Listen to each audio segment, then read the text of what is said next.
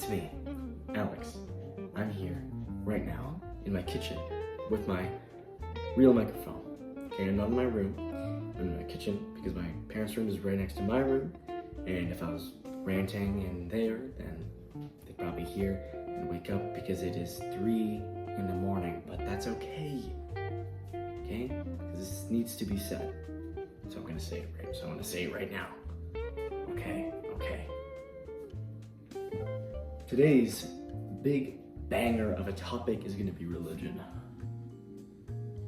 Yeah, that one. That religion. Yeah. I'll try my best to be tactful. What I want to focus on in particular is not religion itself and ideologies, practices, stuff like that, but how religions are more than that. How they are a tool as well. Okay, and how religion has a function beyond helping people be a better version of themselves.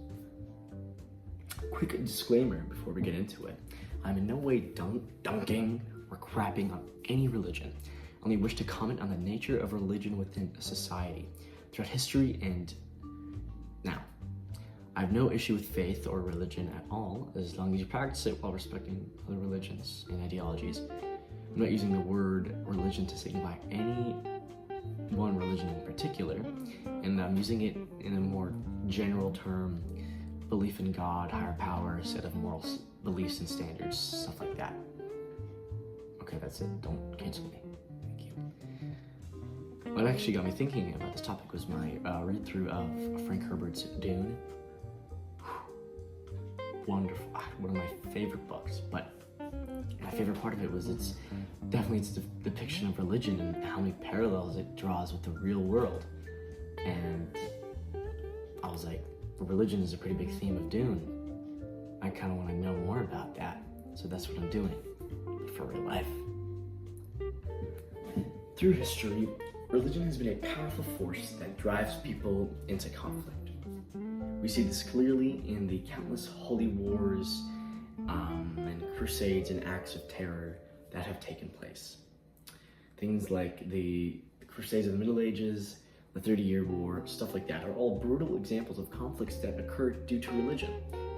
But why would people be willing to fight in a war, killing, murdering, taking something that conflicts with some of the most basic principles of their religion, some common principles of religion, unless these people were being lied to or used?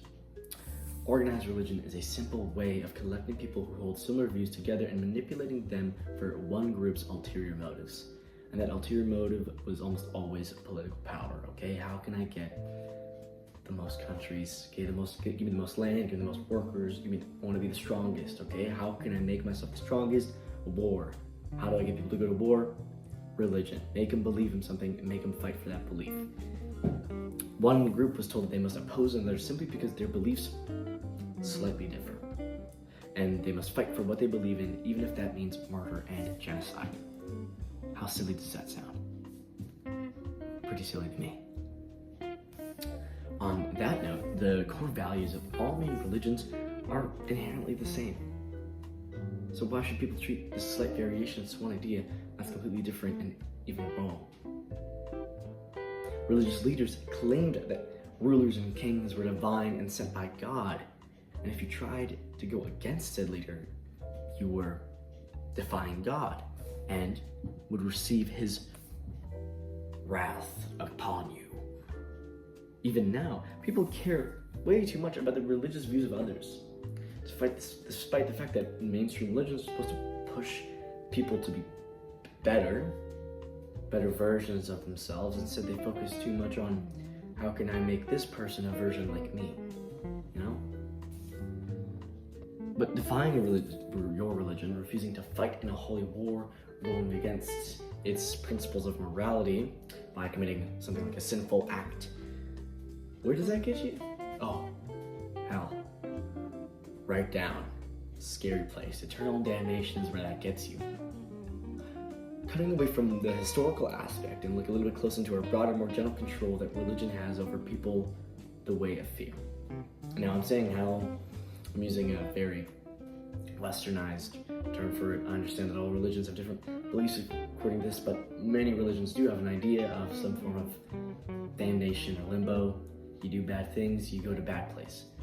That's it. Okay? Follow these specific rules and requirements or be sent to the place of timeless suffering your whole next life. Sweet. Giving people something to fear and giving them a means to avoid the cause of the fear is a surefire way to control them. Oh, that place sounds scary. I don't want to go there, so I'm just going to follow the rules. Now, I'm not at all saying that this form of control over people has had negative impacts. No, I think quite the opposite. Religion is a guideline for people on how to live their lives, and it encourages people to be better people, to commit good actions, to be moral, things like that. Okay, don't kill, don't steal, don't cheat. These are objectively bad things to do. And in the past, religion served as an excellent deterrent for people to not commit these acts. If you steal, you go to hell, where it's really hot and it sucks. Oh, okay, yeah, I'm not gonna steal now, I'm scared. Okay, but holy wars and acts of terror due to religion are totally okay. It won't mean you go to hell at all, don't worry. Keep fighting. Don't worry about that. In the medieval ages, when education wasn't the best and many lands were lawless, religion was something that taught morals and set guidelines for people. Is this a form of control? It still is, but obviously it's not like negative control. But I would also argue that in today's age of technology, information, philosophy, education, humanity no longer needs religion to tell us what is good or bad. Okay, we have governments and we have laws in our society where there's punishment. Okay, we've got jails. We've got different forms of punishment for committing crime, which isn't the same as eternal damnation, but it's damn near close, because I certainly don't want to go to jail, so I'm not going to steal. Okay, and these systems are necessary for a healthy society, just as religion was necessary for when humanity was still figuring stuff back then. But I would argue that we've come to a place where having such a strong hold on religion and its values for an entire society is unnecessary, because we've gotten to the place where humans can think rationally enough to say, oh yeah, I shouldn't kill this person. Not because I'm not gonna not kill this person because I believe in God. I'm not gonna kill this person because I know I shouldn't kill a person. Things like that. And then if you want to tell me that I'm going to hell because I happen to be attracted to the same sex, that is fear-mongering. And that is an attempt to manipulate me into altering my own ideologies, altering my own, not even ideologies, my own state of being, treating myself for something that may or may not be true. To alter my needs, to alter my beliefs to better fit yours. That doesn't make sense to me. Religion not only uses fear, but also uses shame to manipulate. Religion sets social and individual margins and boundaries to control behaviors, activities, and even goals. But going against any of these things, even by accident, is grounds for being shamed. If religion is focused on happiness and creating a happy and satisfied life, then it should allow people to choose what makes them happy and still be religious. The last thing I wanted to touch upon is something I think a lot of people would consider interesting, which is cults. Where's that distinction? Religion and cults.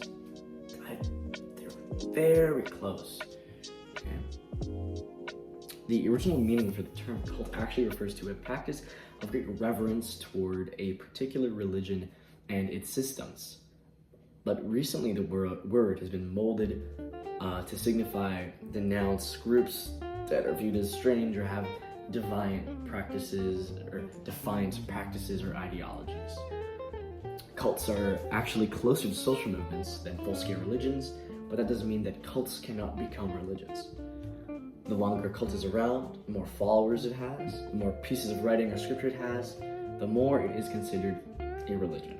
But there are rules to that, obviously, limits. But my favorite examples are Mormonism and the Church of Scientology, okay? Which are actually both considered religions in America, like by the government. So, fun fact for you, okay? Both of these examples had their humble beginnings, okay? They're prophets and things like that. But it's also very fair to say that they began as cults.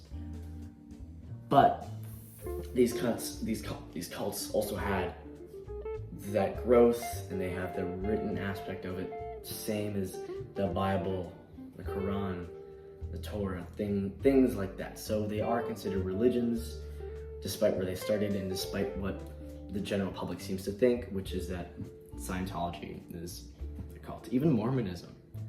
A lot of people would agree that Mormonism is a little bit strange in its practices. Small cults made up of not that many people usually don't last long, and therefore are not considered religions. But it's fair to argue that even these large-scale religions that we've come to know as just religion, such as Christianity, Buddhism, Islam, all those things I've mentioned began as cults. They began with kind of usually one person, and then one person spreads the word, and it keeps getting spread, blah, blah, blah, and then that's how it becomes a full-scale religion. But cults are even better at controlling people, as more radical ones often had even stricter rules and stranger rituals. And many cult leaders even had enough control over the group to make them kill themselves. I think that's happened a couple times. So, yeah. It's just crazy how ideology can take such an intense hold on people, and because of that, ideology in itself is such a dangerous thing, and you need to be able to control it. But to wrap it up, religion is a beautiful way of encouraging community and cooperation. Yet, at the same time, it's unfortunately a way to control the people around you, and in more malevolent cases, control entire groups of people. I hope I was able to bring some light to some of these more bitter aspects of religion, something that I think is inherently good and positive. But of course, like anything, it has its downsides, and it has these things that need to be talked about. Well, I pretty much said all I have to say about this complex topic. Okay, it is quite late at night, so I think I'm gonna go to bed now. But I really appreciate you listening. Thank you so much. Hit subscribe, like the video. Have a great day, and remember, believe what you want to believe. Do what you want to do. Don't let anyone stop you. Don't let me stop you. If everything I just said in this video, if you think that's bull crap, then you do. Okay, but I'm just glad that you stayed along and you listened to what I have to say, because I think there is some merit to it. Anyway,